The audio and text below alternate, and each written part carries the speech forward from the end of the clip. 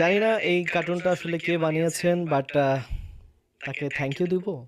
হ্যাঁ, সচেতন যেহেতু করেছে মানুষকে তাহলে একটা থ্যাংক ইউ পায়। বাট গুমর এইভাবে কেউ ফাঁস করে? চলুন ভিডিওটি দেখুন।